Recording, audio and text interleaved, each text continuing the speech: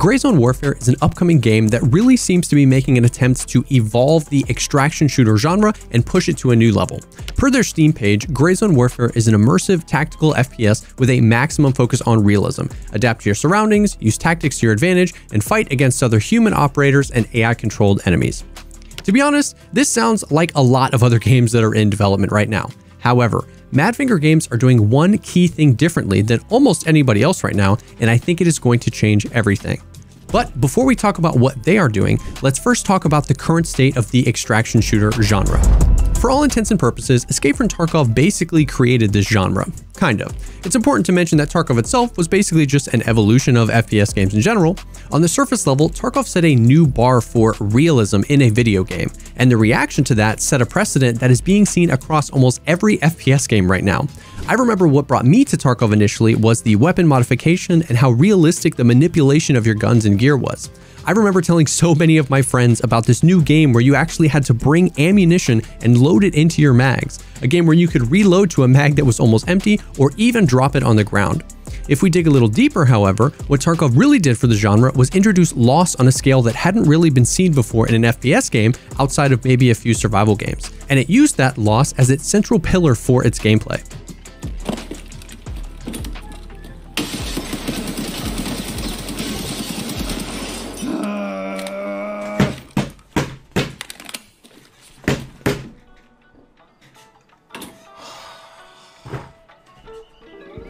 The gameplay loop that Tarkov created was basically infiltrate into a map, get into some combat with AI and with other people, loot, and extract or die. But the key thing here is that you risk everything that you bring, and there is no hand-holding in Tarkov. You really can run out of money and gear. It set a new standard for what a hardcore FPS game could be. And while there are a lot more aspects that make Tarkov a special game, this loop is why most of us stayed. It's why Tarkov has ruined other FPS games for a lot of us. It's just, you don't find that. You know, the only other game that I've ever played that has truly made my heart want to beat out of my chest is DayZ. You know, the first experience of spending 2 hours on the coast to then go up north to get one tap to military. Tarkov, you get that same adrenaline every 30 minutes. There's nothing like it. The stakes of every encounter are so high, and that makes every loss feel absolutely devastating. The flip side, however, is that every fight that you win or every raid that you extract feels like beating the final boss in another game.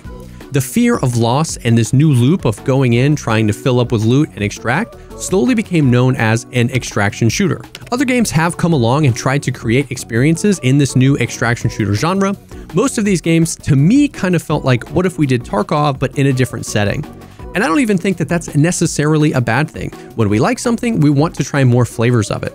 And I have been really excited about every other game that has come out in this genre. They mostly took that same formula of infiltrate, get into combat, loot, and extract or die, but none of them, at least in my opinion, were really able to capture the magic or staying power that Tarkov has. Now, that is not to say that they didn't bring some cool ideas to the table or iterate on the genre in their own way, but so far, none of them have really been able to keep a lasting player base, and I think that a lot of people share the sentiment of being surprised that something else hasn't come along, not just to replicate this formula, but to really evolve it. Oh, hit him with the roof play! And this is where Grayzone Warfare comes in. At first glance, Grayzone looks like another Tarkov but different flavor type of game. Present day, realism-focused military game where you complete quests for traders, get into PvP and PvE combat, and extract to stash and hoard your loot for future missions. However, there is one huge difference. The main focus of Grayzone and the main character of this game is going to be the map. Grayzone will house a 42-kilometer squared map that will be populated by 48 players and up to 1,000 AI. Now, Grayzone is far from the first game to use a large, open, persistent map to house its game world, but it is the first to use it in this way. Faction safe houses, enemy AI bases, and forward operating bases that will be able to be claimed and lost as factions of real players fight for them, changing who has access to certain opportunities on the map, are all ways that Grayzone's map will be unique. Additionally, and most notably, the extraction part of this extraction shooter will be helicopters that get called in to fly you from where you are on your map to your faction safe house, which is still on the map, which means that the game keeps you physically in the game world at all times. The map and how it is handled will be the defining characteristic of this game. It changes the feel and the flow of the game in two main ways. The The first one is time spent in the game. In current extraction shooters like Tarkov, you spend so much time in menus, and especially loading into raids. Because buying, selling, stash management, dealing with traders to turn in or accept new quests is all done out of the game world, it means that you are constantly incentivized to leave the map that you are on, go do something in the menus, and then hop back in the queue and wait while you join another server. And the flip side is that even if you don't want to leave a raid, you are ultimately forced to. Knowing that you have to be out of this raid in X amount of time doesn't really allow you to react or plan ahead any longer than the 30 or 40 minute timer of your raid.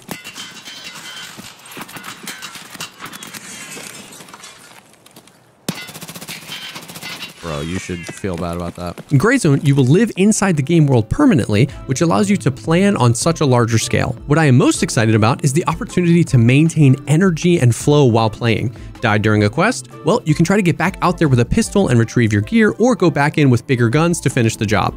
Died in a PvP fight? Well, maybe you can predict where they're heading and cut them off with a new gear set before they get there.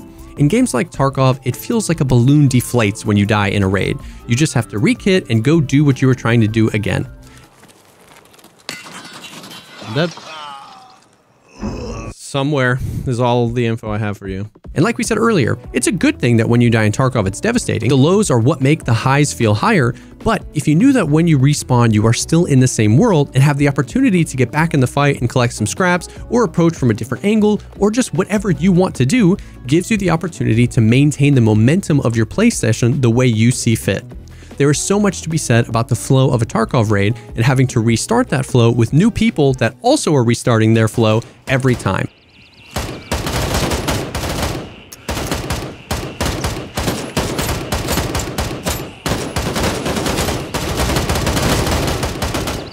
And that brings me to the second main way that Gray Zone will feel different, which is player density and predictability.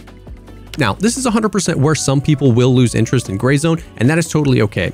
With only 48 players in such a big map, there may be times where you just don't see other real players. It'll be very interesting to see how player density will play into the threat of PvP in this game.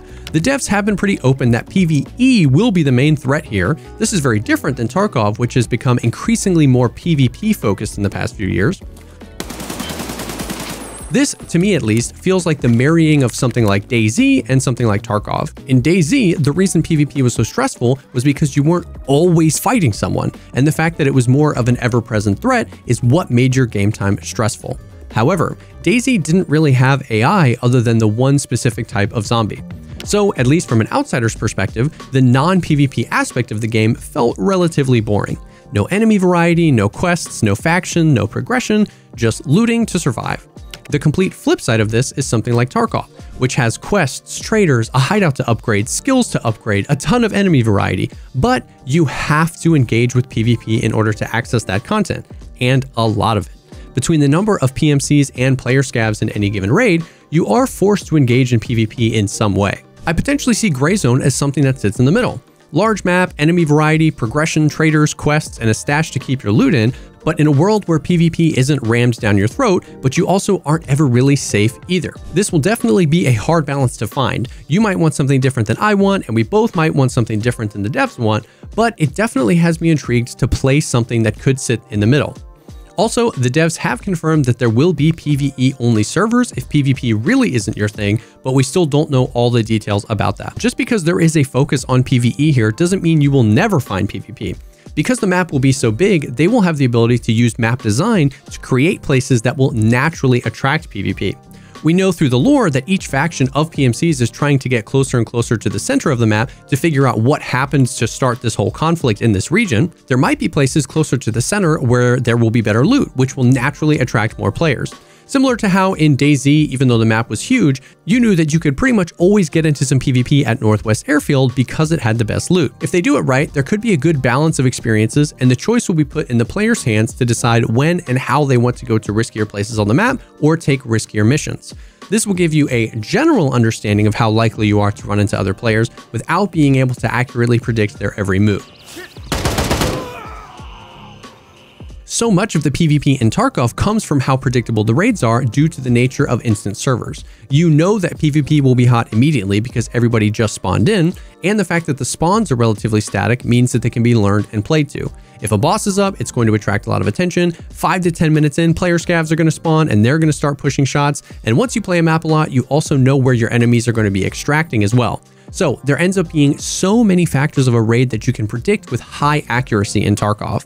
With a world that is always alive and is never starting or finishing, hopefully the flow and density will always be changing, which will create more dynamic encounters and more heat of the moment decision making.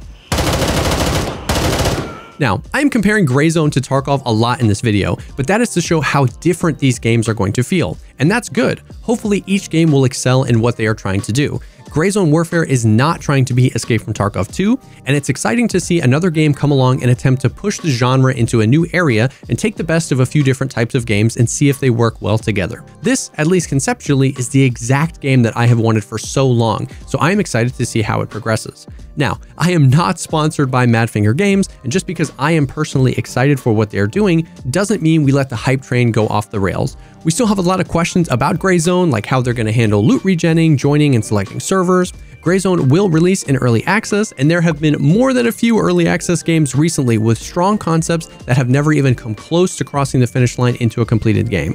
So, as always, we should temper our expectations, and hopefully we will get some of these questions answered soon. There is no firm release date yet for Grayzone. They were hoping for a Q1 release of early access, but that is coming to a close really soon, so I doubt we are going to get that, but hopefully we'll get some more information about the release soon. But let me know what you think down in the comments below. Are you excited for Grayzone? Do you think that these differences are enough to set it apart in this genre? If you like this video and you think I deserve it, think about dropping a like on the video, once again commenting down below, or subscribing to the channel for more content like this. I stream about 6 days a week, mostly Escape from Tarkov, but we'll definitely be checking out Grayzone when it comes out on my Twitch, which is linked down below. Thank you again for stopping by, and I will definitely see y'all on the next one.